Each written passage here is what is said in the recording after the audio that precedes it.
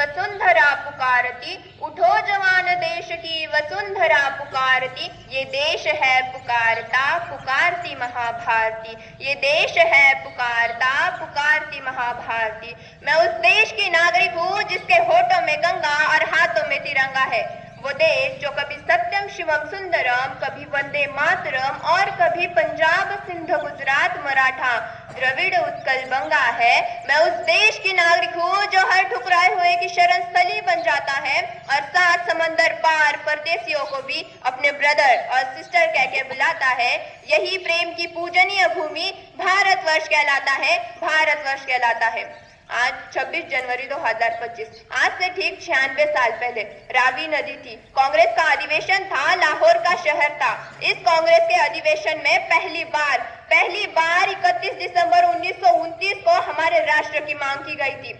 हमें स्वतंत्र मिलना, वो दिन तय करना तो हमारे हाथ में नहीं था, परंतु स्वतंत्र मिलने के बाद जो संविधान बनाया गया था उसे लागू करने का दिन तय करना तो हमारे हाथ में था। और आखिर में वो दिन तय हुआ जो था 26 जनवरी 1950। इस दिन देश के पहले राष्ट्रपति डॉक्टर राजेंद्र प्रसाद, इन्होंने 21 तोपों की सलामी के साथ हमारे देश को पूर्ण गणतंत्र घोषित किया। परंतु उस दौर की देशभक्ति और इस दौर की देशभक्ति में बहुत असमानता है। हम मानते हैं कि साल में 2 बार तिरंगा हाथ में ले लेना यही देशभक्ति है। तो मैं ये पूछना चाहूंगी कि फुटपाथ पे रहने वाला वो बच्चा ट्रैफिक की छाव में नंगे पांव में जब तिरंगा बेच रहा होता है, तो क्या आप इसे उसकी देशभक्ति कहोगे? ये उसकी देशभक्ति नहीं, उसके पेट की भूख की शक्ति है जो उसे ऐसा करने पर मजबूर करती है। क्योंकि न मस्जिद को जानते हैं, न शिवालयों को जानते हैं, न मस्जिद को जानते हैं, न शिवालयों को जानते हैं। जो पेट के भूखे होते हैं ना, वो सिर्फ भोजन के निवालों को जानते हैं।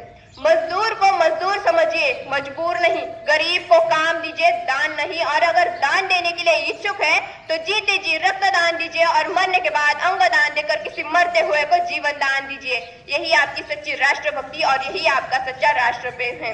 हमारी संस्कृति, हमारी सभ्यता को दुनिया ने शीश नवाया आस्था के नाम पर अंधकार फैलाया है। अगर हमें राष्ट्र निर्माण हो तो ये संभव होगा जब इस देश में महिलाओं की पूजा नहीं, उनकी इज्जत की जाएगी। राष्ट्र निर्माण तब संभव होगा जब स्वच्छता अभियान में केवल सरकार नहीं तो सड़क पर चलने वाला हर एक व्यक्ति शामिल होगा।